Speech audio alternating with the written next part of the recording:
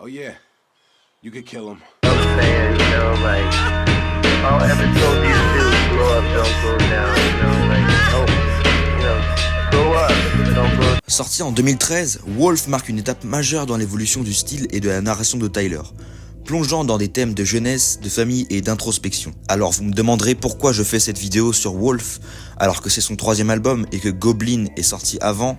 Eh bien c'est une question de chronologie dans l'univers de Tyler, car ses 3 premiers albums sont liés scénaristiquement, et que l'ordre de cette trilogie est le suivant. On verra ça plus tard. Donc, Wolf est également un album concept qui est la suite directe de Bastard avec une personnalité différente de Tyler, Wolf Haley, le côté idéal de Tyler, celui dont il s'inspire le plus dans sa vie. Après sa session avec le Dr TC, Ace, maintenant devenu Wolf Haley, est envoyé au Camp Flogno, une espèce de camp de vacances où sont envoyés les élèves turbulents. Arrivé au camp, TC présente un autre élève, Samuel, à Wolf.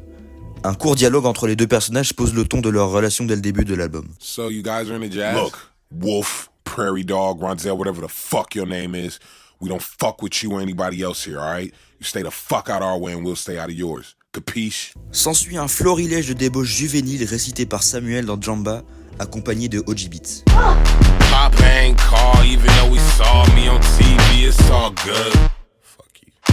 But now my balls deep in his bras, jaws swallow girl, it's just nud.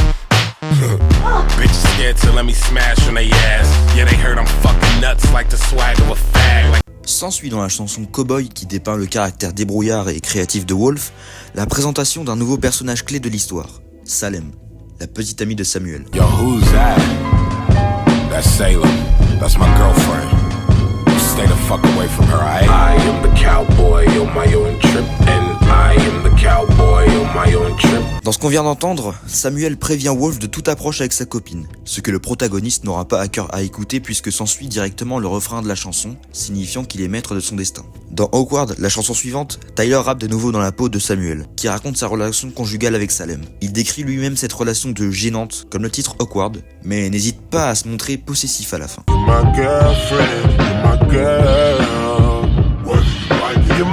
Tyler continue dans sa lancée de bien expliquer la psychologie de ses personnages, et c'est dans Answer, une de ses chansons les plus introspectives, qu'il raconte à nouveau le mal qui le ronge à ne pas avoir pu connaître son père.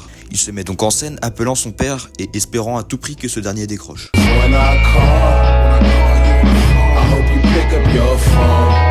Sans succès, il déclenche sa haine vis-à-vis de son paternel, dont on commence à se faire dans l'univers musical de Tyler. Puis au milieu de tous ces sujets peu destinés à être drôles, Tyler nous donne une chanson magnifique qui nous parle de l'amour qu'il porte pour son vélo, Slater.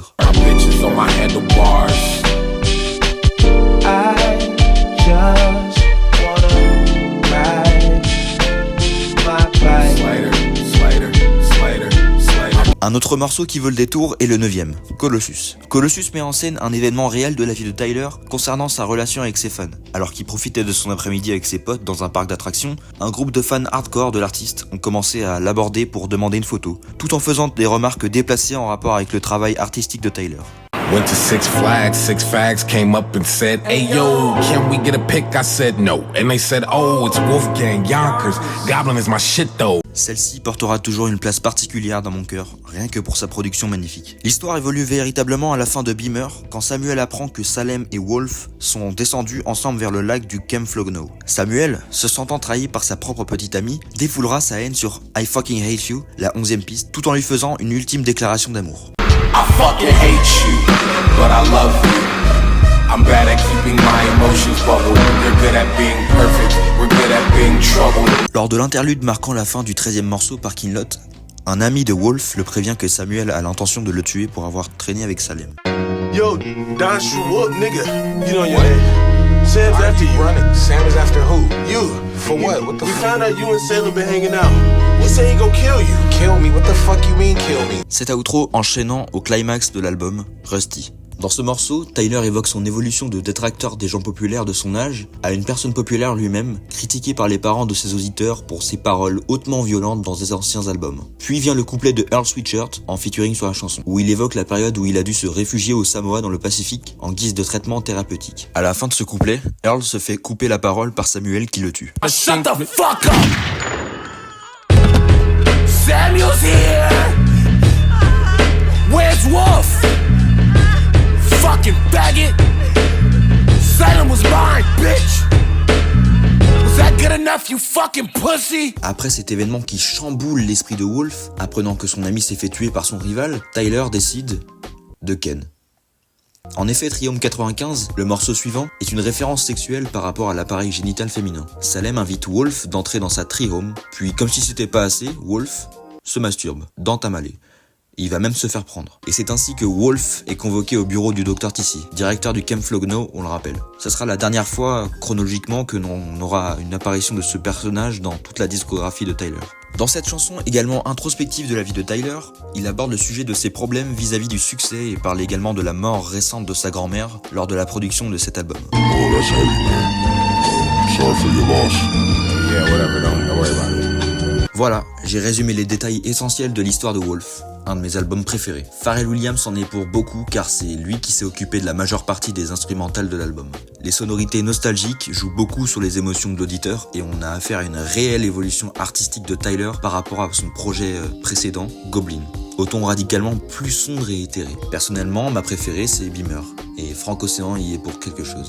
Pop some tame Impala, your man got a lame Impala, and I'm sharing slurpees and you ain't even begin to swallow. You fucking nuts, green top, we coupled up. Run my fingers through 'em as you wax and buff my muffler.